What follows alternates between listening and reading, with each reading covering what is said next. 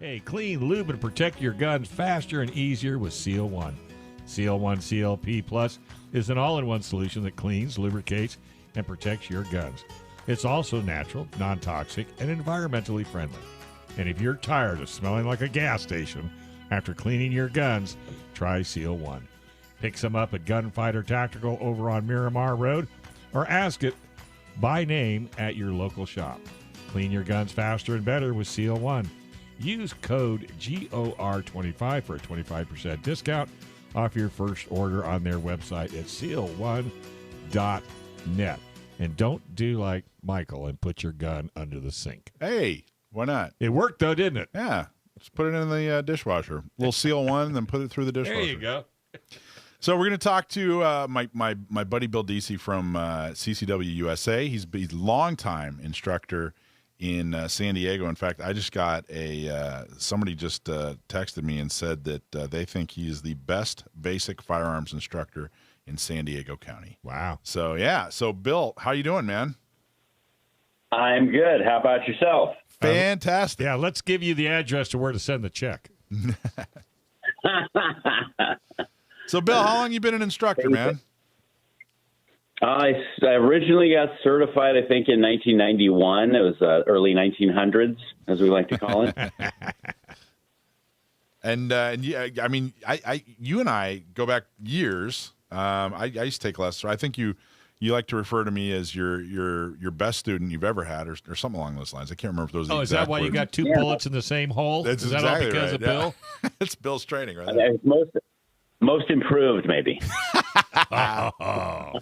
So, Bill, you what kind of class? You teach all kinds of classes. You teach, everything from the very basics all the way up to, CCW and some advanced classes and that sort of thing, right? Talk about some of the curriculum that you offer.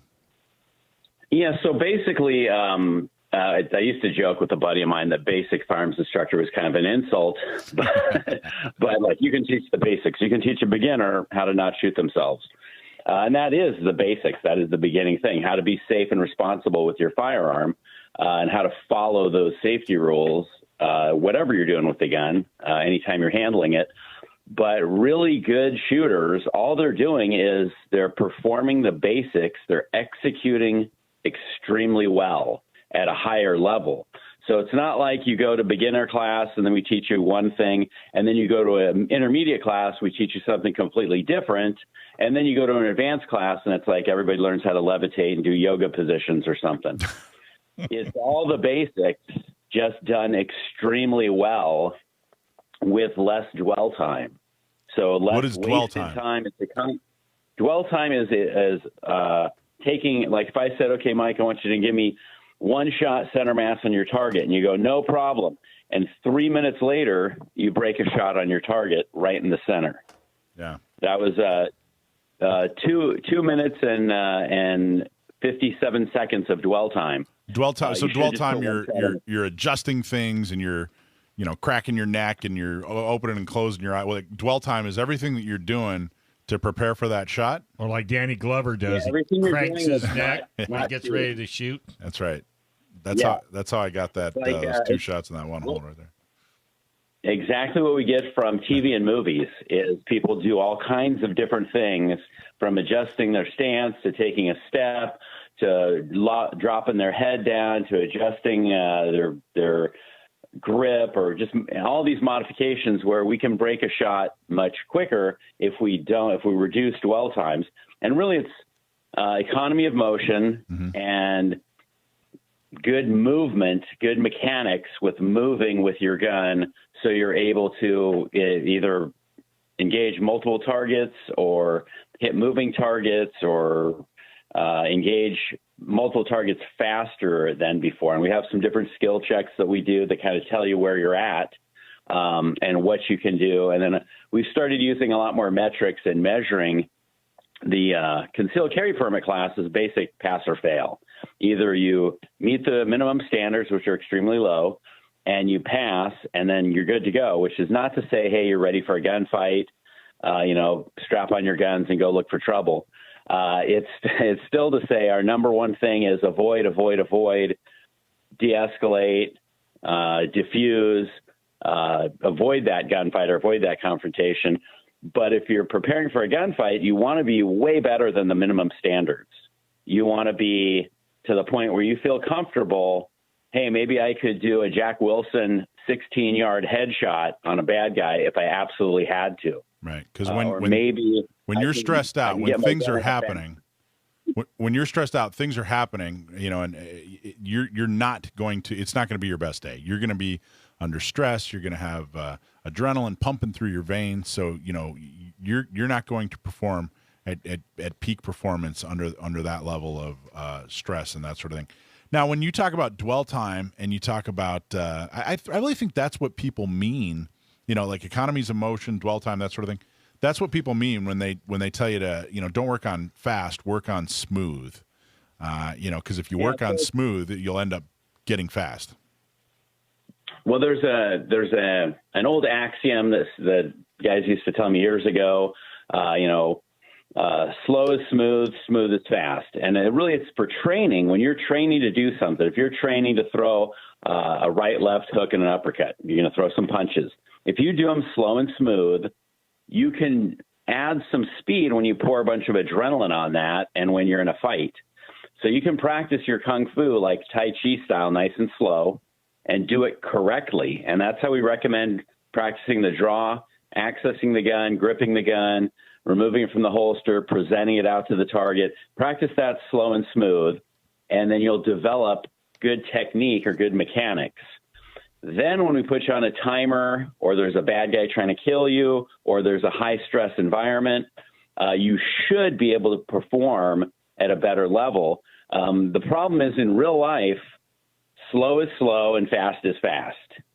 But in training, when we're training to learn a skill, you can emphasize practicing and training slowly to build that neuro pathway, to kind of myelinize that neuro pathway on how it's supposed to work to draw your gun, to press your trigger, to grip your pistol. All those things are touch points and mechanics of learning that you can't just go like, okay, watch this video and you're good to go. Yeah, or right.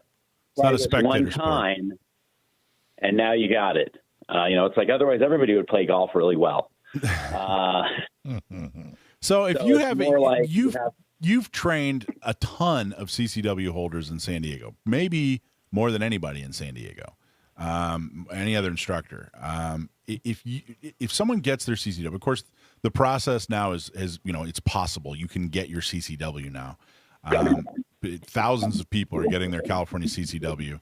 If you have a CCW, what is the, in your opinion, what's the minimum requirement of training that someone should do every year?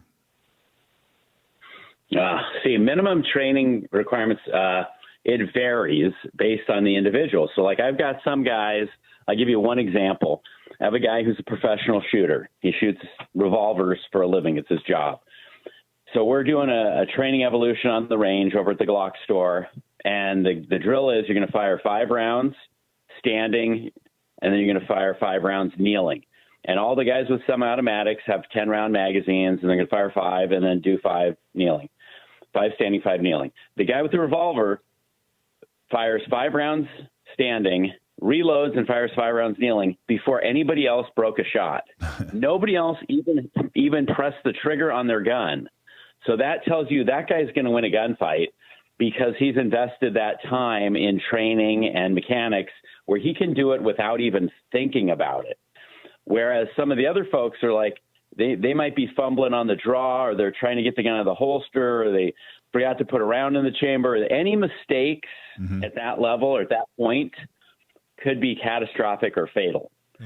So that's the consequence to the high severity of risk involved with carrying a gun is training. You have to train to a level where you feel you can get to your gun in a reasonable amount of time and deploy it if you had to under compressed time frames and a sudden surprise ambush attack. So, and you don't just train attack you when you're ready for it, right? And you don't just train others; you train with other trainers. Like I know you trained with John Correa recently.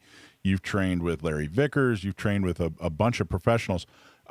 Tell people, why would a professional trainer train with other professional trainers? Well, there's this thing that I read somewhere, it might have been in the Bible, but it said, sharpen the saw.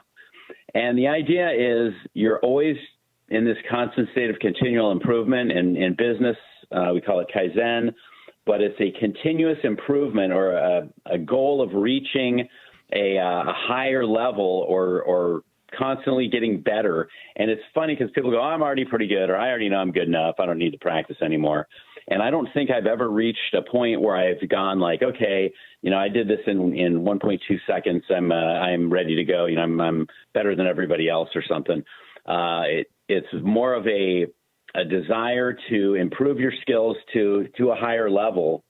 And I have a lot of students that are in that same, I guess we call them training junkies or gun school junkies, is they want to learn what's not necessarily what's the latest trick or anything or what's the latest trend, but what's going to make me more efficient with my gun. Awesome job. That's where practice. So Bill Deasy, ccwusa.com. Check him out. CCW classes, ongoing training classes. He's your guy. Thanks, Bill. You're the best, buddy. Thanks for watching this clip from Gun Owners Radio.